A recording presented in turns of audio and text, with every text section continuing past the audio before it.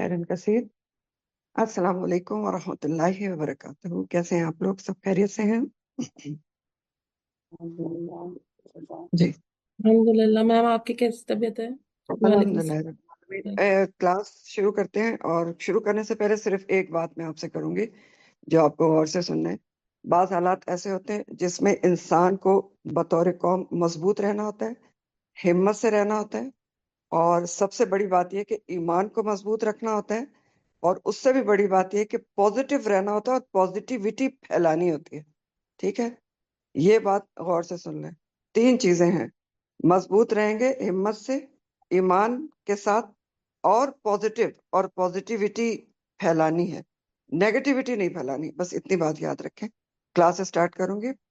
نحمدہ ونصلی علی رسولہ الکریم، اما بعد فاعوذ باللہ من الشیطان الرجیم، بسم اللہ الرحمن الرحیم۔ رب اشرح لی صدری ویسر لی امری واحلل عقدۃ من لسانی یفقہوا قولی ورب زدنی علما اللہم فقہنا فی الدین اللہم ارزقنی التفکر والتدبر لما یتلوہ لسانی من کتابک والفہم لہ والمعرفۃ بمعانیہ والنظر فی عجائبہ والعمل بذلک ما بقیت انک علی کل شیء قدیر رب ارحمہما کما ربیانی صغیرا اللہم حاسبنی حسابا یسیرا ربنا لا تزغ قلوبنا بعد اذ ہدیتنا وہب لنا من لدنک الرحمہ انک انت الوہاب۔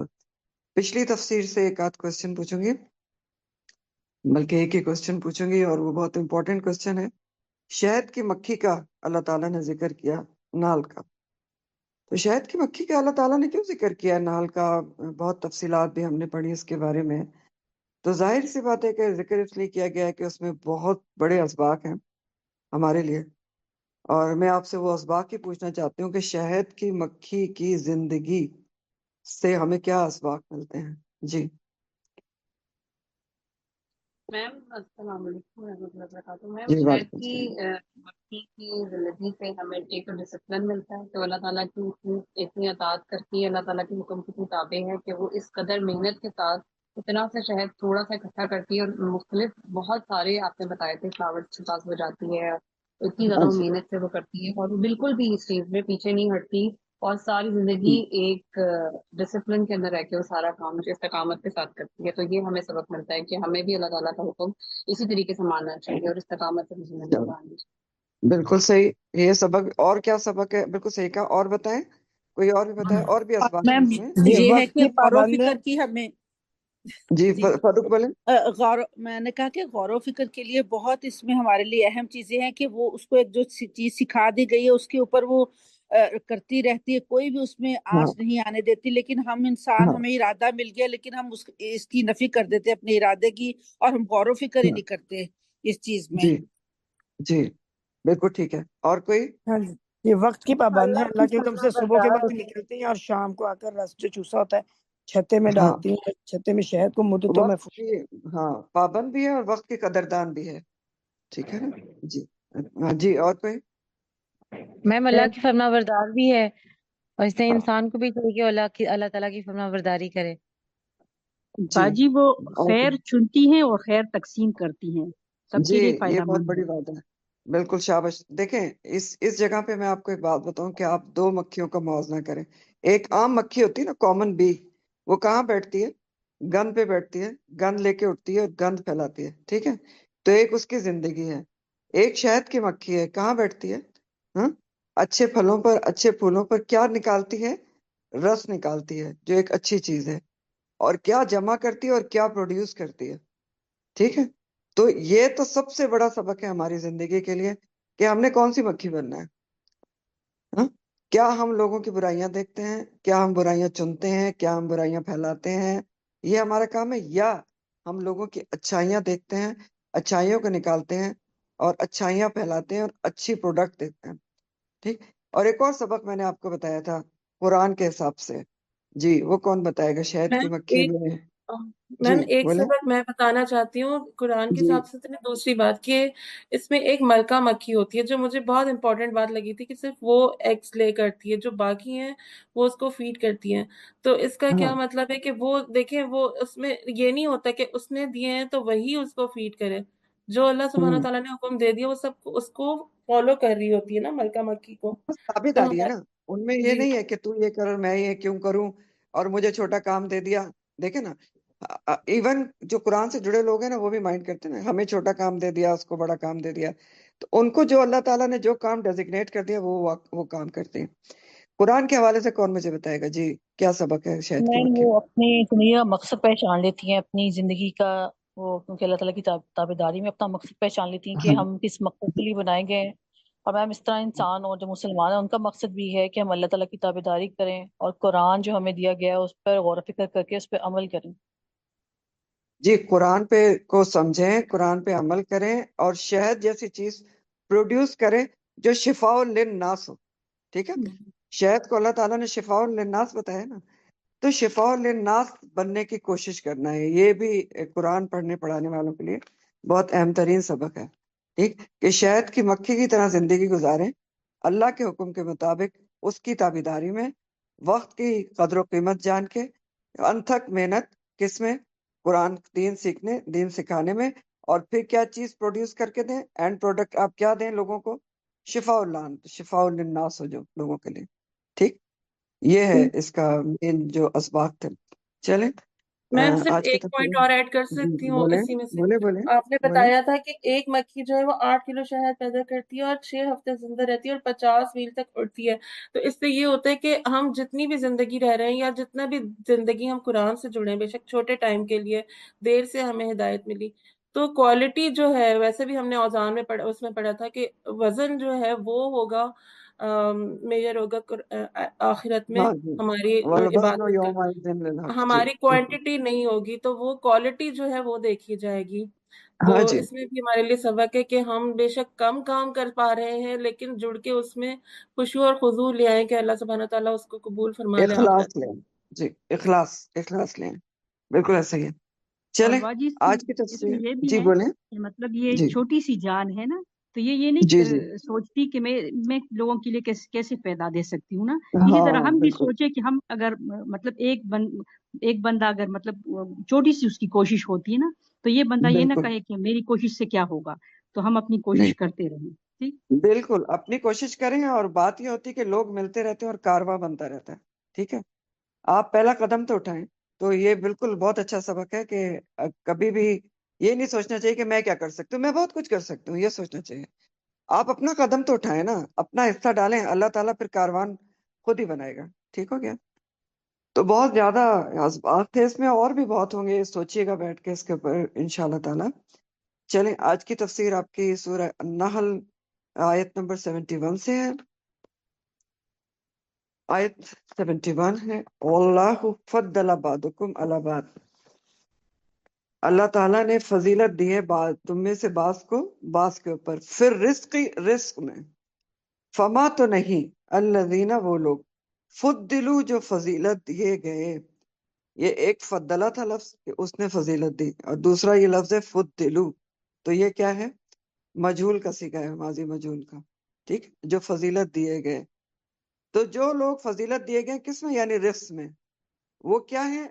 برات دی، نہیں لوٹانے والے. اب یہاں پر نہیں جو ہے وہ محذوف ہے اصل میں. فما تو پہلے آ گیا ہے کہ نہیں الذین وہ لوگ جو فضیلت دیے گئے برات دی لوٹانے والے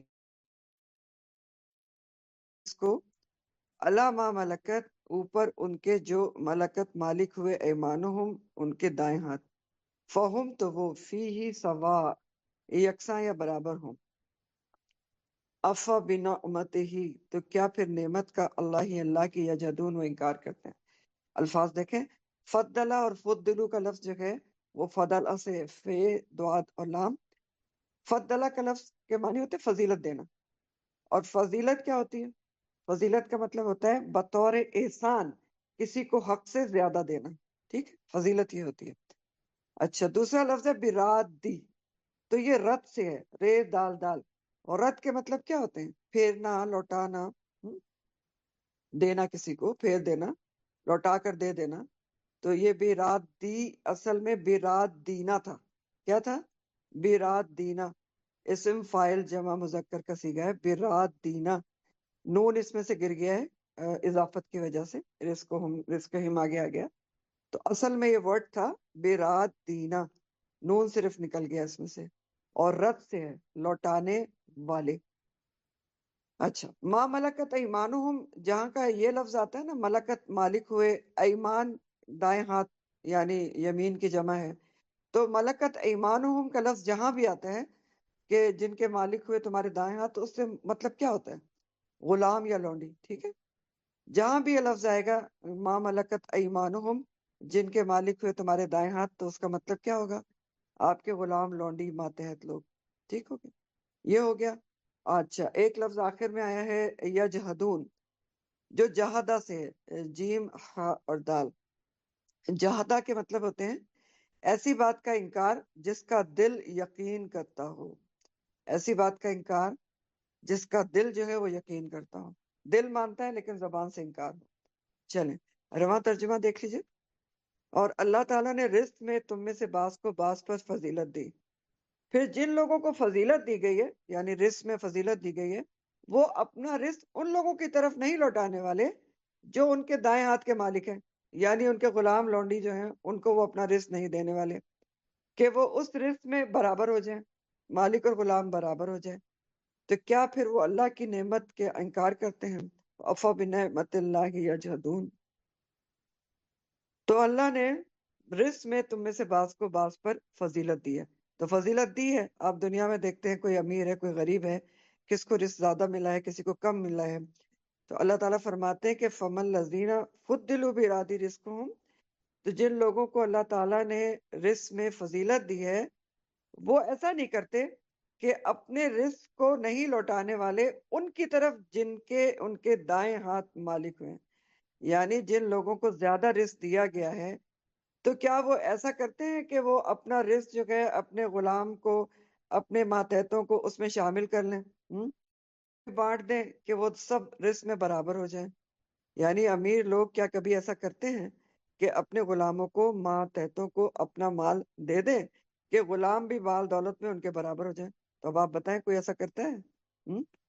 تو یہاں پر خاص کانٹیکس میں خطاب مشرکین سے ہے، اور شرک کی تردید میں، شرک کی نیگیشن میں ایک عام فہم، عام طور پر سمجھ میں آنے والی دلیل پیش کی جا رہی ہے کہ اگر تم میں سے، تم جو بھی لوگ ہو، کوئی شخص صاحب مال و دولت ہے، ٹھیک ہے، بڑا مال دولت ہے اس کے پاس، اب کیا ہے اس کے کئی غلام بھی ہیں، نوکر ہیں، تو کیا وہ یہ گوارا کرے گا کہ اپنی دولت غلاموں میں برابر کی تقسیم کر دے کہ وہ بھی اس کے برابر کے ہو جائیں؟ کرے گا کوئی؟ کرتا ہے کوئی ایسا؟ سوچیں. انسان خود تو کبھی بھی یہ نہیں کرتا. کوئی کرتا ہے؟ سوچیں، آج بھی سوچ کے دیکھیں نا کہ بے شک کسی کے پاس 2 گھر ہوں، بے شک 4 گھر ہوں، کیا وہ ایسا کبھی کرتا ہے کہ چلو میں اپنے نوکر کو 1 گھر دے دوں تو وہ بھی میرے برابر کا اچھے طریقے سے رہ لیں؟ چاہے آپ کے پاس 6 گاڑیاں ہوں تو کبھی ایسا کرتے ہیں کہ چلیں اپنے ماتحت کو، اپنے غلام کو دے دیں کہ وہ برابر ہو جائے؟ کوئی اپنی دولت میں سے دولت دینا چاہتا ہے کہ ہم دے دیں کہ وہ جو علامہ ملکت ایمانہم فہم، وہ کیا ہو جائے، فی سواؤن، تو وہ برابر ہو جائے؟ تو کوئی بھی نہیں کرتا، نہیں کرتا نا. تو انسان خود تو کبھی ہی نہیں کر سکتا کہ غلام کو اپنے برابر کا شریک بنا لے. پھر خالق کائنات کے لیے ایسا کیوں کرتے ہیں کہ جو چیزیں اس کی مخلوق ہیں، اس کی مملوک ہیں، اس کو اس کا ہمسر بنا دیتے ہیں، اس کا شریک بنا دیتے ہیں، اس کا برابر ٹھہرا لیتے ہیں، برابری کی تقسیم کر دیتے ہیں کہ یہ اللہ نے دیا اور یہ بتوں نے دیا ہے. تو اللہ تعالیٰ پھر جو خالق کائنات ہے ایسی شراکت کیسے برداشت کر سکتا ہے؟ جو ہر چیز کا خالق، مالک، مختار ہے، جس نے ہر چیز، ہر نعمت تم کو دی ہے، عطا کی ہے، تم خود تو ذرا سا بھی شراکت نہیں برداشت کر سکتے، برابری برداشت نہیں کر سکتے، لیکن اللہ کے برابر ٹھہرا دے تم. تو چاہیے تو تمہیں یہ تھا کہ تم اس کے شکر گزار ہوتے، صرف اس کی بندگی کرتے، اس کے آگے ماتھا ٹیکتے، مگر تم نے تو اس کے غلاموں کو، اس کے بندوں کو، اس کے مملوکوں کو اس کا شریک بنا دیا. سوری. تو اس سے بڑھ کر ناانصافی اور نعمتوں کی ناشکری کیا ہو سکتی ہے؟ اور ناشکری کیا ہو سکتی ہے؟ کہ تم نعمت دینے والے کو بھول کر اس کا شریک ٹھہرا لیتے ہو. نعمتیں وہ دیتا ہے اور تم کسی اور کو اس کا مقام دے دیتے ہو. تو کیوں ایسا کرتے ہو؟ کیوں شریک ٹھہراتے ہو؟ بات سمجھو کہ کیا سمجھائی جا رہی ہے. اس کے مقام کو کیوں نہیں پہچانتے؟ افبنعمت اللہ یجحدون، تو کیا پھر وہ اللہ کی نعمت کا انکار کرتے ہیں؟ اس کا کیا مطلب ہے کہ کیا پھر وہ اللہ کی نعمت کا انکار کرتے ہیں؟ یعنی اللہ کی نعمتوں کی شکر گزاری کرنے کے بجائے جو دوسروں کو اس کا شریک ٹھہراتے ہیں، تو اس طرح وہ اللہ کی نعمتوں کا انکار کرتے ہیں. نعمتیں کون دیتے ہیں؟ اللہ تعالیٰ دیتا ہے. وہ کس کو شریک ٹھہرا لیتے ہیں؟ کبھی بتوں کو، کبھی کسی پیر فقیر کو، کبھی کسی کو، کبھی کسی کو، کہ آپ نہ ہوتے تو ہم یہ نہ ہوتے، اور آپ نہ ہوتے تو ہم بھوکے مر جاتے. تو اس طرح افبنعمت اللہ یجحدون، کہ بجائے شکر گزاری کرنے کے جو دوسروں کو شریک ٹھہراتے ہیں، تو اس طرح کیا وہ اللہ کی نعمت کا انکار کرتے ہیں. اور یجحدون کے معنی کا بھی میں نے کیا بتایا، یعنی دل میں اللہ تعالیٰ کی نعمتوں کو مانتے ہیں لیکن زبان سے انکار کر دیتے ہیں. پھر یہ جو جملہ ہے فَبِنِعْمَتِ اللَّهِ یجحدون، اس کا ایک دوسرا معنی بھی کیا گیا ہے، اس کو بھی ذرا غور سے سمجھ لیں. دوسرا معنی یہ ہے کہ جیسے اللہ تعالیٰ نے روزی اور رزق میں بعض کو بعض پر فضیلت دی ہے، ٹھیک ہے، کسی کے پاس رزق زیادہ ہے، کسی کے پاس کم ہے، تو اسی طرح علم و فضل اور نبوت میں بھی کسی کو فضیلت دی ہے. جیسے نبی کریم صلی اللہ علیہ وسلم کو فضیلت دی، جیسے انبیاء کو فضیلت دی. تو اللہ کی اتنی بڑی نعمت کو یہ مشرکین جو نہیں مانتے، یا جو بھی نہیں مانتا، اس کو نہ ماننے کی وجہ سوائے ہٹ دھرمی کے اور کیا ہو سکتی ہے؟ کہ دل ان کے مانتے ہیں کہ رسول سچے ہیں، قرآن سچا ہے، لیکن پھر بھی کیا ہے؟ افبنعمت اللہ یجحدون، وہ زبان سے اور عمل سے انکار کرتے ہیں. تو یہ بھی دوسرا معنی بہت اہم ہے کہ کس کا وہ انکار کر رہے تھے، افبنعمت اللہ یجحدون. اتنی بڑی اللہ تعالیٰ کی نعمت ہدایت کا انکار کر رہے تھے، جبکہ ان کے دل اس کو مان رہے تھے. پھر اللہ تعالیٰ فرماتے ہیں واللہ، اور اللہ نے جعل بنایا لکم تمہارے لیے من انفسکم تمہارے نفسوں میں سے ازواجن بیویوں کو. ازواج جو ہے وہ زوج کی جمع ہے، بیوی شوہر دونوں کے لیے آتا ہے، لیکن یہاں مراد بیویاں ہیں. تو اللہ تعالیٰ نے تمہارے نفسوں میں سے تمہاری بیویوں کو بنایا. وہ جعلا، اور اس نے بنایا لکم تمہارے لیے من ازواجکم تمہاری بیویوں میں سے بنینا بیٹوں کو، یہ ابن کی جمع ہے. وہ حفدتن، اور پوتوں کو بنایا. یہ حفدتن کے ورڈ کو بھی ساتھ ساتھ دیکھ لیں. یہ حفدتن کا لفظ کو دو طریقے سے لیا گیا، ٹھیک، دو طریقے سے اس کے معنی کیے گئے. ایک یہ کہا گیا ہے کہ یہ حفیدن کی جمع ہے. کس کی؟ حفیدن کی جمع ہے حفدہ. تو حفیدن کا مطلب ہوتا ہے پوتا، تو سیدھا سیدھا مطلب حفدتن کا کیا ہو گیا؟ پوتے، ٹھیک ہو گیا. دوسرا اس کو حفدتن کو کہا گیا ہے کہ یہ حافدن کی جمع ہے. پہلا کیا تھا؟ حفیدن کی جمع ہے. دوسرا کیا ہے؟ حافدن کی جمع ہے. تو حافدن کی جمع اگر مانا جائے تو اس کے کئی معنی بن جاتے ہیں. حافدن کے معنی میں غلام اور ماتحت اور اولاد کی اولاد، اور بیٹے بیٹیاں پوتے نواسے داماد سب کچھ آ جاتے ہیں، ٹھیک. تو دونوں بہرحال اس کے معنی کیے گئے ہیں. وحفدتن، تو اللہ تعالیٰ نے بنایا تمہارے لیے تمہارے نفسوں میں سے تمہاری بیویوں کو، اور بنایا تمہارے لیے تمہاری بیویوں میں سے بیٹوں اور پوتوں کو، یا بہت سارے جو بھی رشتے بنائے ہیں اس کے تھرو، بیویوں کے تھرو اور بیٹوں کے تھرو یا پوتوں کے تھرو. اور کیا کیا اللہ تعالیٰ نے؟ وَرَزَقَكُمْ، اور اس نے رزق دیا تم کو، من الطیبات، پاکیزہ چیزوں میں سے. تم کیا کرتے ہو؟ افبالباطل، کیا باطل پر؟ کائنڈلی مائکس کو دیکھیں عائشہ.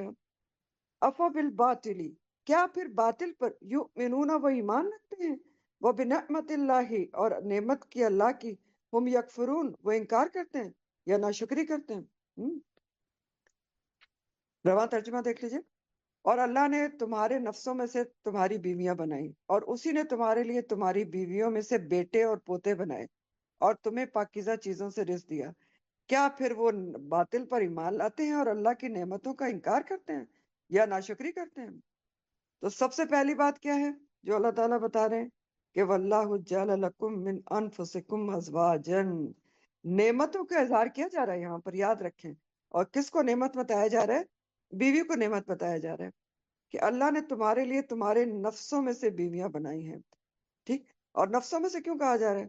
کیونکہ جو پہلی بیوی بنائی گئی تھی حوا علیہ السلام جو تھی وہ آدم علیہ السلام کی پسلی سے بنائی گئی تھی، تو نفسوں میں سے بنائی گئی تھی. یا یہ بھی مطلب ہے کہ تمہاری جنس میں سے ہیں، یعنی بیویاں بھی انسان ہی ہوتی ہیں نا، کوئی جن میں سے نہیں ہوتی. تو دونوں معنی ہے، من انفسکم. تو سب سے پہلی نعمت اللہ تعالیٰ بتا رہے ہیں کہ اللہ تعالیٰ نے صرف تمہیں نہیں بنایا، تمہارے لیے تمہارے نفسوں میں سے بیویاں بھی بنائی ہیں. یعنی یہ بھی اللہ تعالیٰ کی نعمت، اللہ کا فضل اور احسان ہے. اور اس احسان کا ذکر اللہ تعالیٰ نے سورہ الروم میں بھی کیا ہے. سورہ الروم کی آیت نمبر 21 ہے جو بہت غور طلب ہے. روم 21 اللہ تعالیٰ فرماتے ہیں وَمِنْ آیَاتِهِ ان خلق لکم من انفسکم ازواجا لتسکنوا الیہا وجعل بینکم مودۃ ورحمہ ان فی ذلک لآیۃ لقوم یتفکرون. اور اس کی نشانیوں میں سے ہے، اللہ تعالیٰ کی نشانیوں میں سے ہے کہ اس نے تمہارے لیے تمہاری ہی جنس سے بیویاں پیدا کی. کیوں پیدا کی؟ تاکہ تم ان سے سکون حاصل کرو. تو بیوی کیا ہوتی ہے؟ باعث سکون ہوتی ہے. اور اس نے تمہارے درمیان محبت اور مہربانی، رحمت پیدا کر دی. تو بلا شبہ اس میں ان لوگوں کے لیے یقیناً عظیم نشانیاں ہیں جو غور و فکر کرتے ہیں. تو ذرا سورہ روم کی آیت پہ بھی غور و فکر کریں نا، کتنی زبردست بات اللہ تعالیٰ بتا رہے ہیں. اور بہت سارے اسباق صرف اتنی سی آیت میں ہیں کہ ازواج کس لیے بنائی ہیں بیویاں، تاکہ باعث سکون ہو. تو بیوی کو باعث سکون ہونا ہی چاہیے. پھر دوسری بات بتائی کہ اللہ تعالیٰ نے کہ شوہر و بیوی کے درمیان مودہ کا جو لفظ ہوتا ہے نا، وہ کوئی حب سے اوپر ہوتا ہے، محبت سے اوپر کا ورڈ ہوتا ہے. یعنی بہت زیادہ محبت ڈال دی شوہر و بیوی کے درمیان. دوسری چیز کیا ڈالی ہے؟ وہ رحمہ اور رحمت ڈالی ہے. تو پھر یہ تینوں چیزیں شوہر و بیوی کے درمیان ہونا ہی چاہیے. یہ تو ویسے ہی میں نے آپ کو درمیان میں ایکسپلین کیا کہ بہت خوبصورت آیت ہے. بہرحال پہلی جو نعمت اللہ تعالیٰ نے یہاں پر مینشن کی ہے وہ ہے کہ اللہ تعالیٰ نے تمہارے نفسوں میں سے تمہاری بیویاں بھی بنائی ہیں. اور کیا کیا؟ دوسری نعمت کیا ہے؟ وَجَعَلَ لَكُم مِّنْ أَزْوَاجِكُمْ بَنِينَ وَحَفَدَةً. اور اسی نے تمہارے لیے تمہاری بیویوں سے بیٹے اور پوتے بنائے. یعنی بیویاں صرف تمہاری بیویاں نہیں بنی، تمہاری نسل آگے بڑھانے کا سبب بنی. تو پہلے بیوی کی نعمت کا ذکر کیا گیا بطور احسان کہ تمہیں بیوی دی، اور پھر مزید نعمت کا ذکر ہے کہ اس بیوی سے تمہیں بیٹے دیے اور مزید نعمت پوتے بھی دیے. تو بیوی کیا ہوئی پھر؟ نیک بیوی کو حدیث میں دنیا کی بہترین متاع قرار دیا گیا ہے. نبی کریم صلی اللہ علیہ وسلم نے فرمایا، صحیح مسلم کی حدیث ہے کہ الدنیا متاع، دنیا کیا ہے؟ متاع ہے. اور دنیا کی بہترین متاع کیا ہے؟ المرء الصالح، بہترین متاع نیک بیوی ہے. اسی کا ذکر یہاں کیا جا رہا ہے کہ بہت بڑی نعمت ہوتی ہے نیک بیوی بھی، اور اس لیے بھی نعمت ہوتی ہے کہ اسی سے پھر آپ کو بیٹے بھی ملتے ہیں اور اسی سے پوتے بھی ملتے ہیں. تو جیسے حفدہ کا مطلب میں نے آپ کو بتایا کہ کئی معنی بھی کیے گئے ہیں، اولاد کے اولاد، خادم یا غلام، لڑکے اور پوتے اور پوتیاں اور نواسے، سبھی کچھ آتا ہے. تو دیکھیں تو سبھی نعمت ہے نا، چاہے پوتے ہوں یا پوتیاں ہوں یا نواسے ہوں یا اولاد ہو یا آپ کا دماد ہو، سبھی نعمت ہیں. اور بنیادی طور پر بیسیکلی یہاں پر اللہ تعالیٰ بیوی اور پھر اس کے ذریعے سے ملنے والی اور بھی بہت سی نعمتوں اور رشتوں کا احساس دلا رہے ہیں کہ سوچو، یہ بھی اللہ تعالیٰ کی بہت بڑی نعمت ہے کہ ایک طرف بیوی تمہیں دی ہے جو باعث سکون ہے، باعث رحمت ہے، باعث مودت ہے، اور دوسری طرف اولاد دینے کا ذریعہ بھی ہے، نسل انسانی کی بقا کا ذریعہ ہے. اور آپ کو پتہ ہے کہ روز قیامت اللہ تعالیٰ بیوی کی نعمت یاد بھی کروائیں گے، جیسا کہ حدیث میں آتا ہے. سیدنا ابو ہریرہ سے مروی ہے کہ نبی کریم صلی اللہ علیہ وسلم نے فرمایا، مسلم کی حدیث ہے، کہ رب بندے سے ملاقات فرمائے گا تو کہے گا، اے فلاں، کیا میں نے تمہیں عزت نہ دی تھی، تمہیں سردار نہ بنایا تھا، تمہاری شادی نہ کرائی تھی؟ اور ایک جگہ آتا ہے کہ تمہیں بیوی نہ دی تھی، گھوڑے اور اونٹ تمہارے اختیار میں نہ دیے تھے، اور تمہیں ایسا نہیں بنا چھوڑا تھا کہ تم سرداری کرتے تھے. تو اللہ تعالیٰ بیوی کی نعمت یاد بھی کرائیں گے کہ تم کو ایک بہت بڑی نعمت بیوی بھی دی تھی. تو بیویوں کو چاہیے کہ نعمت بن کے ہی رہیں انشاءاللہ تعالیٰ. اور اگلی نعمت اللہ تعالیٰ کیا یاد دلا رہے ہیں؟ وَرَزَقَكُم مِّنَ الطَّيِّبَاتِ، اور تم کو اللہ تعالیٰ ہی نے رزق دیا ہے پاکیزہ چیزوں میں سے. تو دیکھ لیں، تمام پاکیزہ رزق بھی اسی نے دیا ہے، جو بھی آپ کھاتے ہیں حلال رزق، پاکیزہ رزق، جو اللہ تعالیٰ کی بہت بڑی نعمت ہے. وہ بھی سب اللہ تعالیٰ کے عطا کردہ ہے. کچھ بھی دیکھ لیں، حلال جانور دیکھ لیں، حلال کھانے کی چیزیں دیکھ لیں، حلال پہننے کی چیزیں دیکھ لیں، سب رزق میں سب کچھ آتا ہے سب. اور سب کس نے دیا ہے؟ اللہ تعالیٰ نے دیا ہے. پھر اللہ تعالیٰ کا سوال ہے افبالباطل یؤمنون وبنعمت اللہ ہم یکفرون، کیا پھر وہ باطل پر ایمان رکھتے ہیں اور اللہ کی نعمتوں کا انکار کر دیتے ہیں، ناشکری کرتے ہیں؟ یعنی مشرکین مکہ سمیت سبھی سے سوال ہے کہ تمہاری نسل کی بقا کے اسباب بھی اللہ نے مہیا کیے، بیوی بنائی، اس سے پوتے اور سب کچھ دیا. تمہاری اپنی زندگی کی بقا کے اسباب بھی اس نے پیدا کیے، تم زندہ کیسے رہتے ہو؟ سب کچھ وہی دیتا ہے.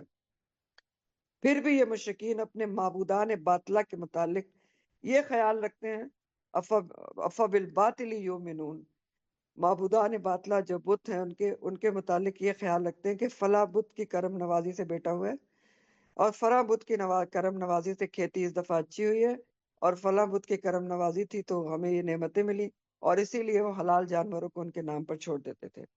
یعنی کیا کرتے ہیں کہ افبالباطل یؤمنون، کہ باطل پر ایمان لاتے ہیں اور نعمت دینے والوں کو چھوڑ دیتے ہیں، باطل معبودوں کے آگے جھکتے ہیں، اللہ تعالیٰ کو بھول جاتے ہیں اور بتوں کے آگے جھکتے ہیں، ان کی شکر گزاری کرتے ہیں کہ ان کی وجہ سے سب کچھ ملا ہے. اور مشرکین کیا کرتے تھے؟ کیا آج بھی کتنے ہی لوگ ایسا نہیں کرتے کہ اللہ کی دی ہوئی نعمتوں کو بجائے اللہ کی شکر گزاری کرنے کے، اس کا دین سمجھنے کے، کس کی دین سمجھتے ہیں؟ آج ایسا نہیں ہوتا؟ اولاد کو پیر فقیر اور درگاہوں کی دین سمجھتے ہیں، پھر ان پہ جا کے چڑھاوے چڑھاتے ہیں اور انہی کی شکر گزاری کرتے ہیں کہ ان کی وجہ سے مل گیا اور ان کی وجہ سے مل گیا. تو کیا یہ شرک نہیں ہے جو آج کیا جاتا ہے؟ کیا آج یہ نہیں سمجھا جاتا کہ فلاں پیر کے تعویذ سے جو ہے نوکری مل گئی اور اس کی وجہ سے روزی میں اضافہ ہو گیا، اور صحت مل گئی فلاں، اور اس کے پاس جاؤ تو وہ صحت مل جاتی، وغیرہ وغیرہ وغیرہ. تو آج بھی یہ کام ہوتا ہے جو اللہ تعالیٰ سوال کرے افبالباطل یؤمنون وبنعمت اللہ ہم یکفرون. آج بھی اللہ کی نعمتوں کا انکار اور ناشکری کی جاتی ہے. تو یہ سوچنے کی باتیں جو یہاں کہی جا رہی ہیں. بہرحال خلاصہ یہ آیت کا کہا یہ جا رہا ہے کہ سارے رشتے اللہ کے دین اور اس کی نعمتیں ہیں. اسی نے شوہر اور بیوی کا رشتہ بنایا، پھر اس رشتے سے اولاد جیسی نعمت دی، اور صرف اولاد نہیں، اولاد کی اولاد جیسی بھی بہت بڑی نعمت دی، داماد دیے، سب کچھ دیے. پھر کھانے پینے کی ساری پاکیزہ چیزیں بھی اسی کی نعمتیں ہیں. لیکن جب اس باری تعالیٰ کا حق دینے کی باری آتی ہے تو اس کا حق تم اوروں کو دے ڈالتے ہو. افبنعمت اللہ یجحدون، کہ پھر افبالباطل یؤمنون وبنعمت اللہ ہم یکفرون. جب اس کا حق دینے کی باری آتی ہے تو تم دوسروں کو اس کا کریڈٹ دے دیتے ہو کہ یہ تو اس کی وجہ سے ملا ہے، تو اس کی وجہ سے ملا ہے. تو اصل میں یہ آیت بھی کیا ہے؟ شرک کے خلاف دلیل ہے. آج کی تفسیر زیادہ تر شرک کے خلاف دلائل پر مبنی ہے اور بہت مضبوط قسم کے دلائل دیے گئے ہیں. تو یہاں پر بھی یہی کہا جا رہا ہے دیتا سب کچھ وہ ہے، اور تم کیا کرتے ہو؟ ایک اور نعمت کی طرف اشارہ لگایا گیا، بیوی ہے، اس سے اس کے ذریعے ملنے والی نعمتیں. پھر بھی تم کیا کرتے ہو کہ باطل کے اوپر ایمان رکھتے ہو اور اللہ کی نعمتوں کا انکار کر دیتے ہو. وَيَعْبُدُونَ، اور وہ عبادت کرتے ہیں، من دون اللہ، اللہ کے سوا، ما ان کی جو لا یملکو نہیں مالک ہوئے، لہم ان کے لیے، رزقاً رزق کے، من السماوات والارض آسمانوں سے اور زمین سے، شیئن کسی بھی چیز کے، ولا یستطیعون اور نہ ہی وہ استطاعت رکھتے ہیں. اس میں جو نیا لفظ ہے صرف ایک ہے، یستطیعون، بلکہ یہ بھی آپ کئی دفعہ پڑھ چکے ہیں. توئے واو اور عین اس کا روٹ ہے اور استطاعت سے ہے. استطاعت کا مطلب ہوتا ہے کسی چیز کو کرنے کی قدرت رکھنا. تو اس کا ترجمہ دیکھ لیں. اور وہ اللہ کے سوا ان کی عبادت کرتے ہیں، جو بھی کرتے ہیں، مشرکین کو بھی ہو سکتے ہیں، یا پھر جو بھی اللہ کے سوا کسی کی عبادت کرتے ہیں، وہ اللہ کے سوا ان کی عبادت کرتے ہیں جنہیں آسمانوں اور زمین سے، جنہیں آسمانوں اور زمین سے ان کے لیے کسی رزق کا کوئی اختیار نہیں، اور نہ وہ اس کی طاقت ہی رکھتے ہیں. یعنی آسمان سے بارش برسا کر اور زمین سے نباتات اگا کر ہر قسم کا رزق کون دیتا ہے؟ اللہ تعالیٰ. اور یہ دوسروں کے آگے جھکتے ہیں، دوسروں کو سجدہ کرتے ہیں، جو زمین اور آسمانوں میں کسی چیز کے بھی مالک نہیں، ایک چیز بھی پیدا نہیں کر سکتے. نہ آسمان سے بارش برسا سکتے ہیں، نہ زمین سے کچھ اگا سکتے ہیں، کچھ بھی نہیں کر سکتے.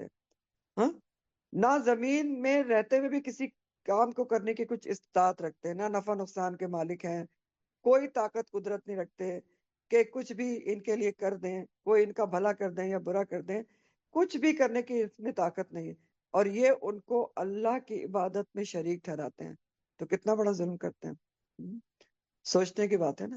اسی لیے قرآن میں شرک کو کہا گیا، کیا کہا گیا ہے؟ ان الشرک لظلم عظیم، شرک بے شک ظلم عظیم ہے، بہت بڑا شرک جو ظلم ہے شرک کرنا، کیونکہ اللہ کو اس کا حق نہ دینا بہت بڑا ظلم ہے. پھر فرمایا فلا تضربوا، پس نہیں تم بیان کرو، للہ اللہ کے لیے الامثال مثالیں. تدریبو کا جو لفظ ہے نا وہ دوربا سے ہے. دربا کا لفظ کئی معنی میں استعمال ہوتا ہے، جیسے دربا کے ڈائریکٹ معنی ہوتے ہیں مارنا، لیکن پھر یہ بیان کرنے کے لیے بھی استعمال ہوتا ہے، اور یہاں بیان کرنے کے معنی میں ہے. امثال جو ہے وہ مثال کی جمع ہے، مثل کی جمع ہے. اور مثال کس کو کہتے ہیں؟ مثال کہتے ہیں جو آپ کے ذہن میں ہو نا، جو تصور میں ہو، اس کو ظاہری چیز سے مثال دے کر سمجھانا. ٹھیک، ذہن میں کوئی آپ کی چیز ہے اور اس کو آپ کسی سامنے والی چیز سے سمجھائیں کہ میرے ذہن میں یہ ہے. جیسے پہلے میں نے آپ کو بتایا تھا کہ آپ اپنے کسی سوٹ کا بتانا چاہتے ہیں کہ میں فلاں سوٹ خریدنا چاہتی ہوں جو بہت سفید ہے، تو آپ کیسے بتائیں گے؟ آپ کہہ سکتی ہیں کہ دودھ کی طرح سفید ہے، یا وہ کیا ہے، وہ آئس وائٹ ہے، یا وہ ملکی وائٹ ہے، اس طرح. تو یہ ہوتی ہے مثال. تو بہرحال وَلَا تَضْرِبُوا لِلَّهِ الْأَمْثَالَ، اللہ تعالیٰ فرما رہے ہیں کہ بس تم اللہ کے لیے مثالیں نہ بیان کرو. ان اللہ، بے شک اللہ تعالیٰ، یعلم، وہ جانتا ہے، وانتم، اور تم، لا تعلمون، تم نہیں جانتے. ٹھیک ہے؟ تو اللہ کے لیے مثالیں نہ بیان کرو کیونکہ بے شک اللہ تعالیٰ جانتا ہے اور تم نہیں جانتے. اللہ کے لیے مثالیں نہ بیان کرو. کیوں مثالیں نہ بیان کرو؟ کیونکہ اللہ تعالیٰ کی مثال بیان کی ہی نہیں جا سکتی. کیوں نہیں بیان کی جا سکتی؟ کیونکہ اس کا تصور ہی آپ ذہن میں نہیں لا سکتے. اور تصور کیوں نہیں لا سکتے؟ کیونکہ لیس کمثلہ شیء، کیونکہ اس کی مثل کوئی چیز ہے ہی نہیں نا. ٹھیک، لیس کمثلہ شیء سورہ شورا کی آیت ہے، آیت نمبر 11 ہے، کہ اس کی طرح کی کوئی مثال ہے ہی نہیں. تو جب آپ اس کا تصور ہی نہیں کر سکتے، اس کی ذات کا، اس کی صفات کا، تو آپ اس کی مثال کیسے دے سکتے ہیں؟ تو فلا تضربوا للہ الامثال. ان اللہ یعلم وانتم لا تعلمون، بے شک اللہ تعالیٰ جانتا ہے، تم نہیں جانتے. یعنی اگر جانتے ہوتے تو یہ جرات نہ کرتے کہ انسانوں کی طرح اللہ کے لیے مثالیں بیان کرتے. تو اصل میں یہ کہاں کیوں جا رہا ہے؟ بات یہ ہے کہ مشرکین اپنے شرک کا یہ جواز پیش کرتے تھے، یہ ریزن پیش کرتے تھے کہ دیکھیں جیسے کسی بڑے کوئی آدمی ہوتا ہے، بادشاہ ہوتا ہے، تو آپ اس سے ڈائریکٹلی جا کر نہیں مل سکتے. بادشاہ تک رسائی کے لیے یا بڑے آدمی تک رسائی کے لیے پہلے اس کے مقربین سے رابطہ کرنا پڑتا ہے، ٹائم وغیرہ لینا پڑتا ہے، پھر وہ کوآرڈینیٹ کرتا ہے اور پھر جا کے بڑے آدمی سے ملواتا ہے. تو اسی طرح اللہ کی شان بہت اونچی ہے، تو اس تک پہنچنے کے لیے ہم ان معبودوں کو ذریعہ بناتے ہیں کہ یہ اللہ تعالیٰ کے سامنے ہماری حاجات پیش کریں گے. یہ ان کا یہ مثال وہ پیش کرتے تھے. دوسرا ان کا خیال یہ تھا کہ روز قیامت اگر برپا بھی ہوا تو یہ جو ہم معبود بنا کے ہم نے رکھے ہیں تو یہ ہماری سفارش کر دیں گے اللہ تعالیٰ سے. تو اللہ تعالیٰ نے فرمایا کہ تم اللہ کو اپنے پر قیاس مت کرو، اپنی طرح کا مت سمجھو، غلط مثالیں نہ دو، انسانوں جیسی مثالیں اس کے اوپر فٹ نہ کرو. وہ ذات جس کو نہ کبھی اونگ آتی ہے نہ نیند آتی ہے، ہمیشہ سے زندہ ہے، ہمیشہ زندہ رہے گا، کسی کی مجال نہیں اس کے سامنے اس کی اجازت کے بغیر کسی کی سفارش کر سکے. تو جب تم اس کی حقیقت کو جانتے ہی نہیں، اس کی قدرت و عظمت کا تمہیں ادراک ہی نہیں رکھتے، اس کی طاقت کا تمہیں نہیں پتا، اس کی پہچان نہیں ہے تمہیں صحیح سے، تو اس کے لیے غلط تصورات نہ قائم کرو اور ان تصورات کے مطابق غلط مثالیں نہ بیان کرو. اللہ کو بندوں کی طرح نہ سمجھو، بندوں کی طرح کی مثالیں اللہ تعالیٰ کے لیے نہ دو. ٹھیک ہو گیا؟ ابن عباس جو مفسر قرآن ہے بہت مشہور، اور بہت سے مفسرین کی تفسیر یہی ہے کہ ایک جملے میں کہ اللہ کا مماثل کسی کو نہ ٹھہراؤ. یہ ہے اس کا مطلب، وَلَا تَضْرِبُوا لِلَّهِ الْأَمْثَالَ، اللہ کا مماثل کسی کو نہ ٹھہراؤ، کیونکہ اللہ کے جیسا کوئی ہے ہی نہیں. ہمارا رب بہت بلند اور اعلیٰ ہے، ہماری عقل بہت ہی ناقص ہے، اور ہمارا علم کیا ہے، بہت محدود ہے، اس کی حقیقت ہم جان ہی نہیں سکتے۔ تو بس یاد رکھنے کی بات کیا ہے جو میں نے آپ کو بتائی، کہ لیس کمثلہ شیء، کہ اس جیسا کوئی ہے ہی نہیں، کوئی احد، صمد، رازق، مالک، سمیع، بصیر، حی، قیوم، علیم، کوئی اس جیسا، تو اس کی مثال کیسے نہیں دی جا سکتی۔ تو وہ انتم لا تعلمون، اللہ تعالیٰ جانتا ہے اور تم نہیں جانتے، یعنی تم جب اللہ کی عظمت کو جانتے ہی نہیں، یہ نہیں جانتے کہ اس کے لیے اس کی عظمت کے مطابق مثال دی جا سکتی ہے، تو اس کی شان جو ایسی مثال دی جا سکتی ہے جو عظمت میں شبہ، تو اگر ایسی مثالیں تمہیں نہیں آتی تو نہ دو، اور اگر صحیح مثال چاہتے ہو تو آگے 2 مثالیں بیان کی گئی ہیں، انہیں غور سے سنو اور مثال کے مقصد کو سمجھو۔ اللہ 2 مثالیں بیان اسی کے مطابق کہہ رہے ہیں کہ تم مثال نہیں دیتے، تو میں تمہیں مثال دے کے سمجھاتا ہوں، آگے 2 مثالیں دی جا رہی ہیں، اس کو سے اور سمجھو کہ کیا مثال دی جا رہی ہے۔ مثال کیا ہے؟ ضرب اللہ، بیان کی اللہ تعالیٰ نے مثلا ایک مثال، کس کی مثال بیان کی؟ ابدن، ایک غلام کی، مملوکن، جو مملوک ہے، مملوک مفعول، اس مفعول ہے، ٹھیک ہے، مملوک کیا ہے؟ جس کا کوئی اور مالک ہے اور وہ مملوک ہے۔ تو بیان کی اللہ تعالیٰ نے ایک مثال کس کی؟ ایک غلام کی جو مملوک ہے، مطلب کسی کا، اس کا مالک کوئی اور ہے، اور اس غلام کا کیا حال ہے کہ لا یقدرو، نہیں وہ قدرت رکھتا، علی شیء، کسی بھی چیز پر، ومن، اور اس کی جو، یعنی ایک یہ دوسرا شخص ہے جس کی آگے مثال بتائی جا رہی ہے، دوسرا کون ہے؟ ومن، اس کی جو رزقناہ، رزق دیا ہم نے اسے، منا، اپنی طرف سے، رزقا حسنا، اچھا رزق، فہوا، تو وہ، ينفق، وہ خرچ کرتا ہے، منہ، اس میں سے، سرم و جہرا، پوشیدہ طور پر بھی اور اعلانیہ طور پر، حل یستوون، تو کیا وہ دونوں برابر ہو سکتے ہیں؟ الحمدللہ، سب تعریف اللہ کے لیے ہے، بل اکثرهم لا یعلمون، بلکہ اکثر ان کے علم نہیں رکھتے۔ اس میں کوئی نیا لفظ نہیں ہے، سارے پڑھے ہوئے لفظ ہیں آپ کے۔ یستوون کا جو لفظ ہے استوا سے ہے، اور استوا کے مطلب ہوتے ہیں برابر ہونا، تو یستوون، وہ برابر، یہ اصل میں مضارع جمع کا صیغہ ہے کہ وہ برابر ہو سکتے ہیں، تو حل کے ساتھ کیا معنی ہو گیا؟ حل یستوون، کہ کیا وہ برابر ہو سکتے ہیں؟ تو نہیں ہو سکتے۔ الحمدللہ۔ ترجمہ دیکھیں، اللہ نے ایک غلام مملوک کی مثال بیان کی ہے، جو کیسا غلام مملوک ہے کہ جو کسی چیز پر قدرت نہیں رکھتا، اور دوسرا شخص کون ہے؟ جسے ہم نے اپنی طرف سے اچھا رزق دیا ہے، تو وہ اس میں سے خفیہ اور اعلانیہ خرچ کرتا ہے، تو کیا وہ دونوں برابر ہو سکتے ہیں؟ سوال ہے۔ پھر جواب دیا گیا کہ تمام حمد اللہ ہی کے لیے ہے، بلکہ ان کے اکثر لوگ یہ حقیقت نہیں جانتے۔ تو اللہ نے ایک غلام مملوک کی مثال بیان کی، نمبر 1، وہ کیسا مملوک ہے، غلام ہے کہ کسی چیز پر قدرت نہیں رکھتا، اور دوسرا کون ہے؟ جسے اللہ تعالیٰ نے اپنی طرف سے اچھا رزق دیا ہے اور وہ اس کو خرچ بھی کرتا ہے دن رات، خفیہ اور اعلانیہ، تو کیا دونوں برابر ہو سکتے ہیں؟ اصل میں یہاں بھی شرک کی تردید کے لیے ایک نئے انداز سے ایک مثال بیان کی جا رہی ہے۔ شرک کی تردید کے لیے یہ بھی مثال ہے، ایسی مثال دی گئی ہے جو ایک عام عقل والا آسانی سے سمجھ سکتا ہے۔ 2 لوگوں کا کمپیریزن کیا گیا ہے اور بات سمجھائی گئی ہے۔ 2 لوگ کون ہیں؟ ایک غلام ہے، اس کی اپنی کوئی چیز ہی نہیں ہے، کوئی چیز نہیں، ہر چیز کس کی ہے؟ مالک کی ہے، اس میں سے وہ کچھ خرچ نہیں کر سکتا، کرنا چاہے بھی تو نہیں کر سکتا، کیونکہ چیزیں تو مالک کی ہیں۔ وہ کیا ہے؟ مجبور اور مملوک ہے۔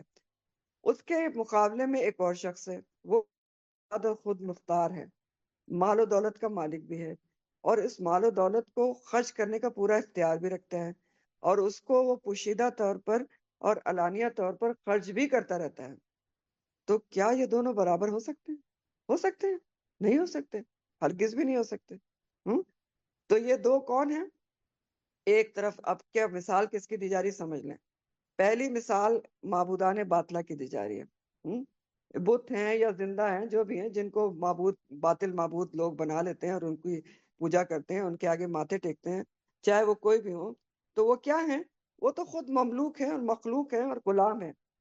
جن کے پاس کچھ بھی نہیں ہے، اور جن کا کسی چیز پر کچھ اختیار ہی نہیں ہے، نہ کسی کو کچھ دے سکتے ہیں نہ لے سکتے ہیں.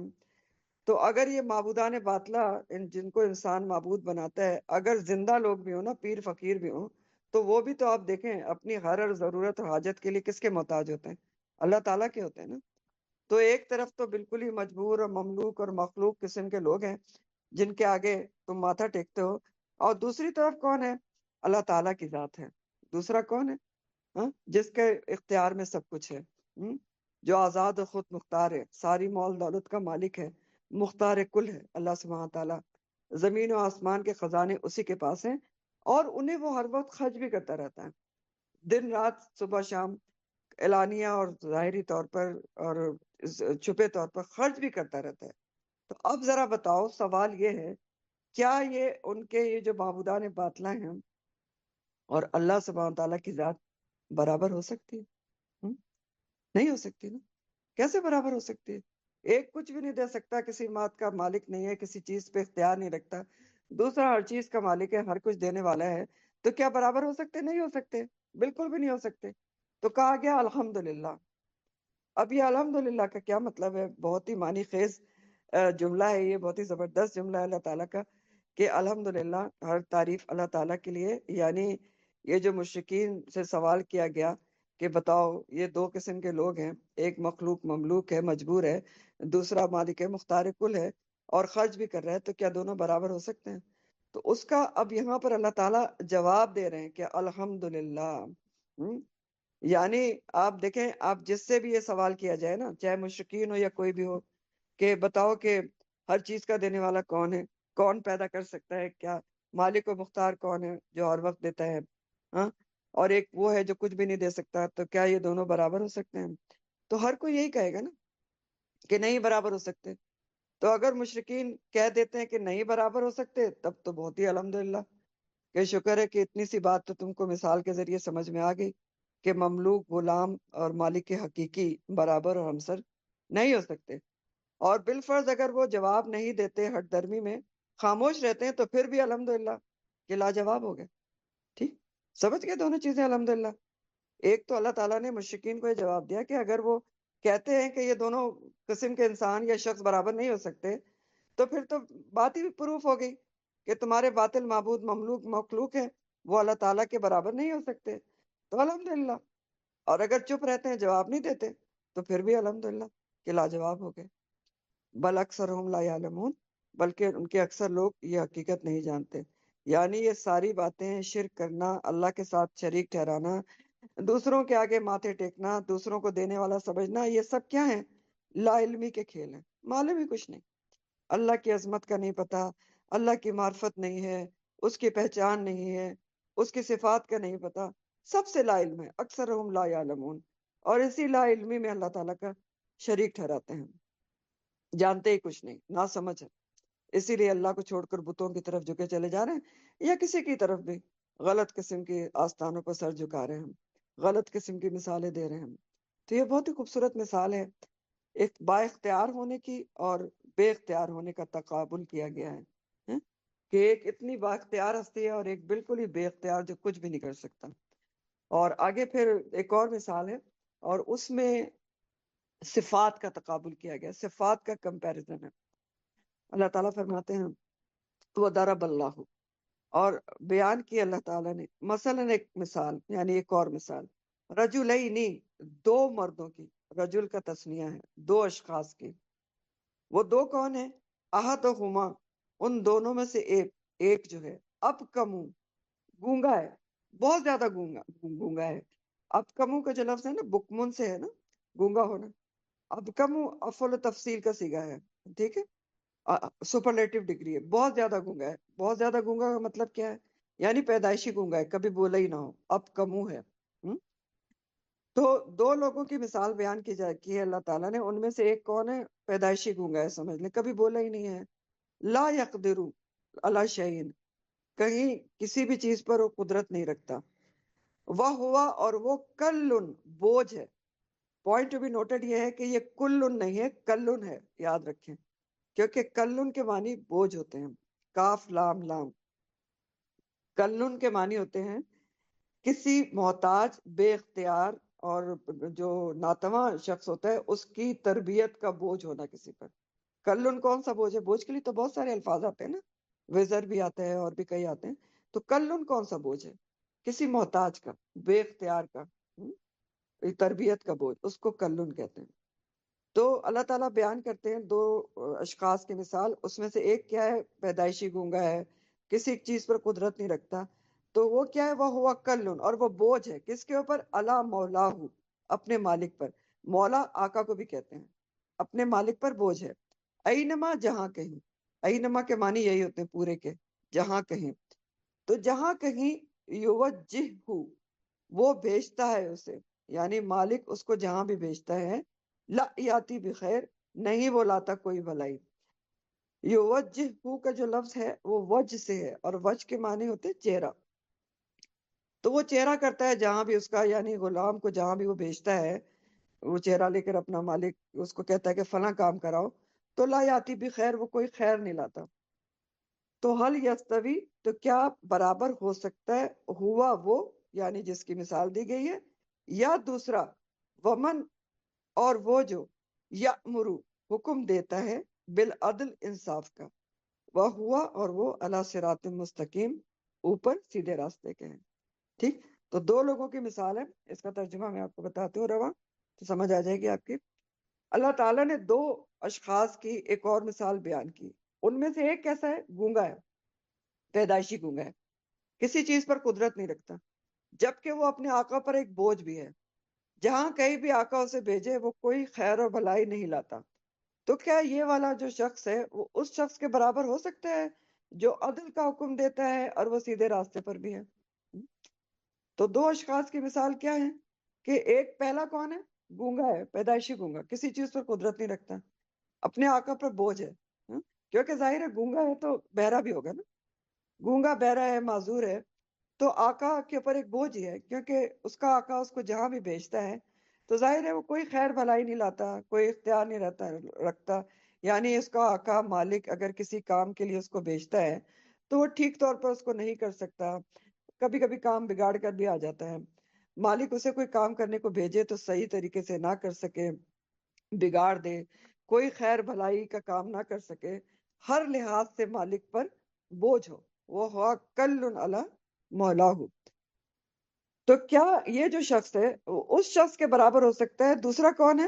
دوسرا شخص کس کے برابر ہونے کو پوچھا جا رہا ہے؟ ومن یأمر بالعدل، دوسرا شخص وہ ہے جو عدل کا حکم دیتا ہے، وہ ہوا علی صراط مستقیم، صراط مستقیم، صراط کہتے ہیں راستے کو، مستقیم سیدھا، جو عدل کا حکم بھی دیتا ہے اور سیدھے راستے پر بھی ہے۔ اب یہ پہلے شخص کے کمپیریزن میں دوسرا شخص ہے، وہ کیسا ہے؟ جو مکمل صحت مند ہے، ٹھیک ہے، بہت فصیح و بلیغ بولتا ہے، عقل مند انسان ہے، بولنے کی قوت رکھتا ہے، خود بھی سیدھے راستے پر ہے اور دوسروں کو بھی عدل و انصاف کی راہ پر چلنے کا حکم دیتا ہے۔ تو کیا ان دونوں کی حالت ایک جیسی ہو سکتی ہے؟ کیا یہ دونوں برابر ہو سکتے ہیں؟ نہیں ہو سکتے۔ تو مثال سے کیا بتایا جا رہا ہے؟ مطلب کیا ہے اس کا؟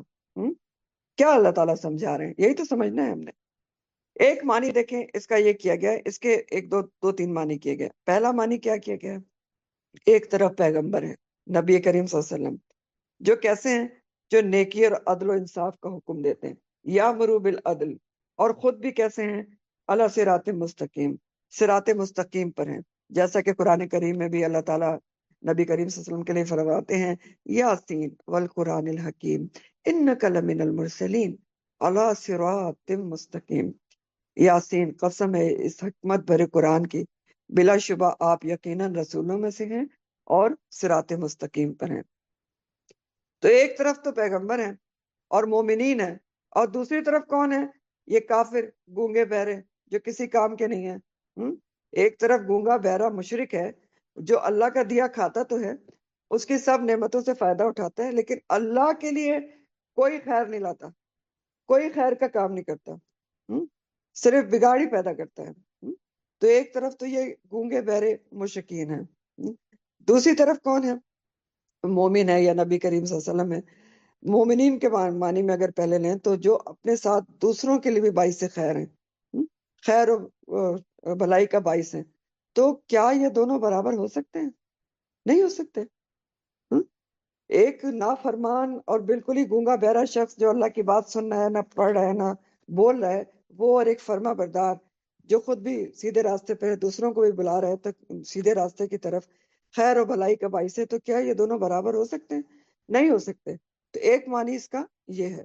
دوسرا معنی یہ بھی کیا گیا ہے کہ ایک طرف اللہ کی مخلوق خود سے تراشے ہوئے بت ہیں جو انہیں مشرکین نے تراشے ہیں، یعنی ان کے نکمے بت ہیں جو کچھ بھی نہیں کر سکتے، گونگے بہرے ہیں، محتاج ہیں، اپاہج ہیں، غلام کی طرح پڑے رہتے ہیں، نہ کچھ دے سکتے ہیں، نہ لے سکتے ہیں، نہ بول سکتے ہیں، کچھ بھی نہیں کر سکتے۔